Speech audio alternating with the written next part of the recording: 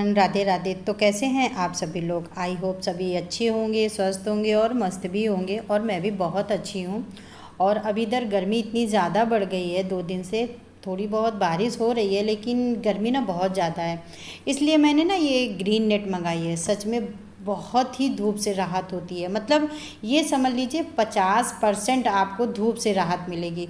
और धूप के कारण ना मेरे जो सारे पेड़ थे ना वो जले जा रहे थे। और जब सूरज इस तरफ आता है ना तो घर के अंदर तक धूप आ जाती है, जो सच में बहुत ज़्यादा मतलब इस गर्मी में तकलीफ़ देती है।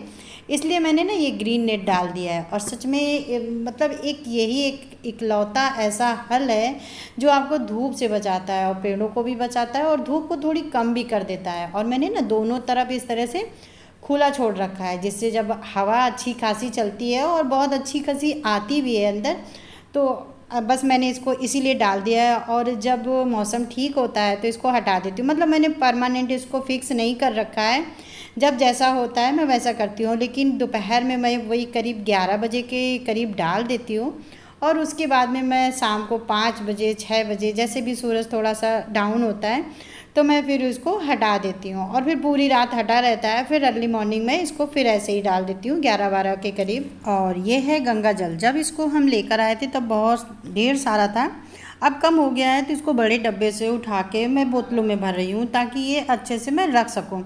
सच बताऊँ, ये गंगा जल ना बहुत पवित्र माना जाता है। पूजा इसके बगैर तो घर में होती ही नहीं है। और हिंदू धर्म में सच बताऊँ इसका बहुत महत्व होता है। और ये लंबे समय से ख़राब भी नहीं होता है। अभी हम लोग 4 धाम गए थे तो वहाँ से करीब हमको लग रहा है 5 साल हो गए हमको वहाँ पर गए हुए। लेकिन मैंने 4 धाम हम गए ज़रूर थे, लेकिन मैंने 3 धाम ही वहाँ पर मैं गई थी, 4 धाम नहीं मैंने पूरी की थी। क्योंकि कहते हैं कि अगर आपने पूरी जिम्मेदारी से आप फ्री हो गई हैं तब आप 4 धाम की यात्रा पूरी करें, नहीं तो आपको 4 धाम की यात्रा नहीं करनी चाहिए। खैर, अब कभी भगवान ने बुलाया तो ज़रूर जाऊंगी 4 धाम की यात्रा पे। और ये दोपहर का समय ही था तो गंगा जल को मैंने बोतल में भरकर रख दिया है। और इस डब्बे को मैं अच्छे से कपड़े से मैं पोंछ ले रही हूँ, क्योंकि अभी तक इसमें गंगा जल रखा हुआ था तो मैंने गंगा जल तो पलट कर बोतलों में रख दिया है। और इसको मैं सूखे कपड़े से और अच्छे से मैं इसे पोंछ लेती हूँ ताकि इसमें पानी ना रहे, क्योंकि अब इसमें मुझे बेसन रखना है। और इसको पोंछ कर थोड़ी देर मैं बस ऐसे ही रख देती हूँ ताकि ये सूख जाए और फिर मैं इसमें बेसन रखूँगी। अगर ज़रा सा भी गीला हुआ ना तो सच बताऊँ ना बेसन ख़राब हो जाएगा। इसलिए अच्छे से पोंछ कर सुखा कर फिर इसमें मैं बेसन रखूँगी। ये डब्बा मेरा 5 किलो का है तो इसको इसमें ही मुझे बेसन रखना है। और बेसन को मैं ना दबा दबा कर रखूँगी, क्योंकि अगर पूरा बेसन नहीं आया तो फिर 2 जगह रखने से कोई फ़ायदा भी नहीं है।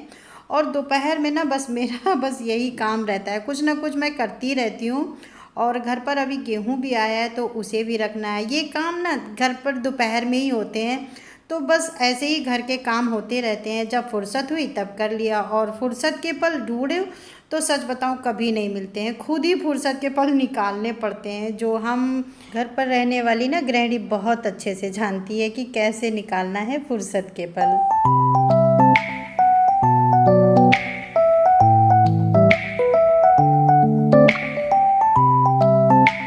इस समय ना तुलसी के पेड़ पर ना बहुत छोटे छोटे काले काले कीड़े लग जाते हैं, जिस कारण तुलसी पूरी तरीके से ख़राब हो जाती है, सूख जाती हैं, पत्तियां अपने आप गिर जाती हैं। शायद आपको अच्छे से दिख रहा होगा, पूरी तरीके से मेरी तुलसी ख़राब हो चुकी है, कीड़े लग गए हैं और पूरी तुलसी पर मतलब कीड़े ने कब्जा कर रखा है, जिस कारण तुलसी मेरी बहुत ज़्यादा ख़राब हो रही है। और अभी मैंने कुछ ही दिन पहले हल्दी भी डाला था लेकिन कुछ खास फ़र्क नहीं आया है। और ये मेरे 2 छोटे छोटे तुलसी के पेड़ ना अपने आप ही गमले में लग गए हैं, जो कि इसमें कोई भी कीड़ा नहीं लगा है। हाँ, इस पर भी मैंने हल्दी डाली थी और पिछले साल भी कीड़े लग गए थे तो मैंने ना नीम के पानी से छिड़काव किया था। तो नीम का पानी बनाने के लिए ना मेरे घर के पास ही एक नीम का बहुत बड़ा पेड़ लगा हुआ है, तो मैंने खूब सारी पत्ती तुड़वा ली थी और इस पत्ती को मैंने अलग कर लिया था मतलब डंठल से, और भगोने में, खूब बड़े भगोने में इसको चढ़ा दिया था। करीब मैंने 3 से 4 लीटर पानी भगोने में डाल दिया था और पूरा भगोना मैंने पानी से भर दिया था।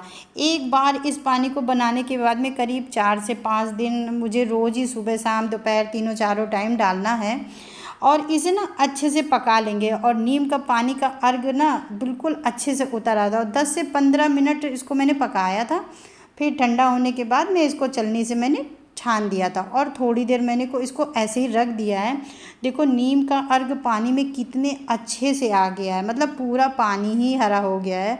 और इस पानी को मतलब बड़ी सी छन्नी से मैंने छान लिया है और थोड़ी देर इसको रख देंगे। तो बड़ा जब इसको मैं छान रही थी ना तो गले में बड़ा खराश सी महसूस हो रही थी, मतलब इतनी झार है इस पानी में।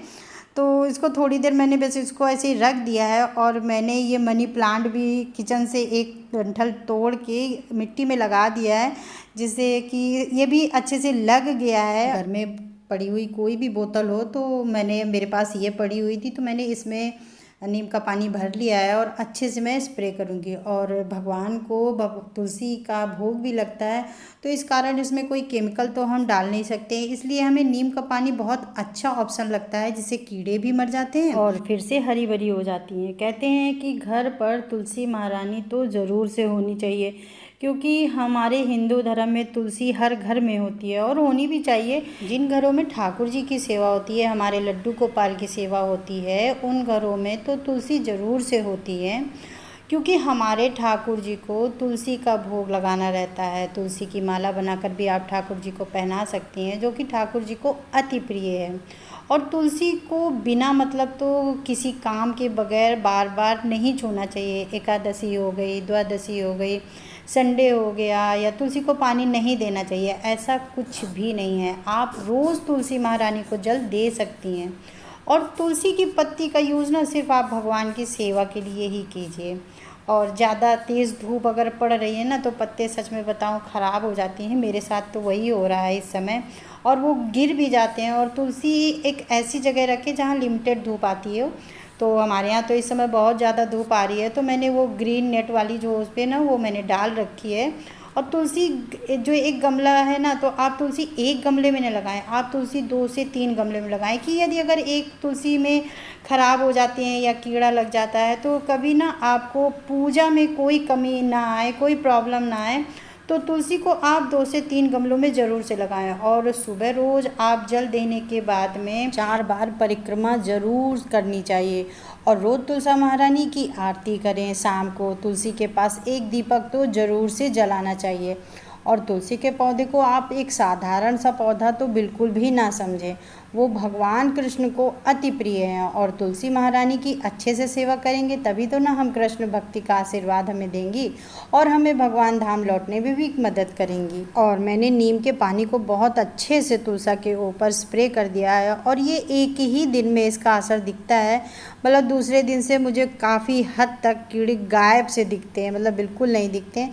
तो केमिकल डालने की कोई ज़रूरत नहीं होती है। जब भी मेरे साथ में मेरी तुलसी महारानी ख़राब होने लगती हैं तो बस मैं यही एक ऑप्शन यूज करती हूँ। सच बताऊँ बहुत अच्छा, बहुत फ़ायदा करता है। हर बार ऐसे ही होता है, कीड़े लग जाते हैं। अब ऐसा नहीं है कि इसी बार ऐसा हुआ है कि इसमें कीड़े लग गए। हर साल इसी महीने, जून के महीने में ही कीड़े लगते हैं और तुलसी ख़राब हो जाती है। इसलिए मैं ना हर साल यही करती हूँ, जिससे मेरी तुलसी कभी नहीं सूखती है और ना ही कीड़े लगते हैं। और लग भी गए अगर ना तो मैं बस यही करती हूँ। और आज मैं राजमा चावल बनाऊंगी। कभी कभी ना रोटी खाने का मन ही नहीं करता है और इस गर्मी में तो बिल्कुल नहीं करता है, इसलिए आज मैं रोटी नहीं बनाऊंगी और आज मैं राजमा चावल बनाऊंगी। हाँ, मुझे राजमा से अच्छा तो छोला लगता है, लेकिन मेरे हस्बैंड को राजमा बहुत पसंद है, मतलब राजमा चावल उन्हें बहुत पसंद आता है। तो कभी कभी बनाना भी पड़ता है और खाना भी पड़ता है। और कभी कभी घर में सबकी पसंद का खाना बनाना और खाना भी चाहिए, इससे पता है प्यार बढ़ता है। बड़े खुश नसीब वो लोग होते हैं जिनका पूरा परिवार और उनके हस्बैंड उनके साथ होते हैं। अभी मेरी एक दोस्त है, उनके हस्बैंड अभी ख़त्म हो गए हैं, मतलब उनको अटैक पड़ गया था। कहते हैं ना, एक टाइम का खाना ना हो लेकिन परिवार और पति साथ में ज़रूर होना चाहिए। खैर, ये तो भगवान का सब किया होता है, इंसान के हाथ में कुछ नहीं होता है। अगर इंसान के हाथ में हो तो कभी भी ऐसा कुछ ना हो, तो बस वही है। और जब भगवान इतना बड़ा दुख देते हैं तो उनको सहने की भी ताकत भगवान देते हैं। तो दोस्तों, अब चलती हूँ और मिलती हूँ फिर आपको नेक्स्ट वीडियो में। तब तक के लिए आप अपना और अपनों का ख्याल ज़रूर से रखिए। राधे राधे।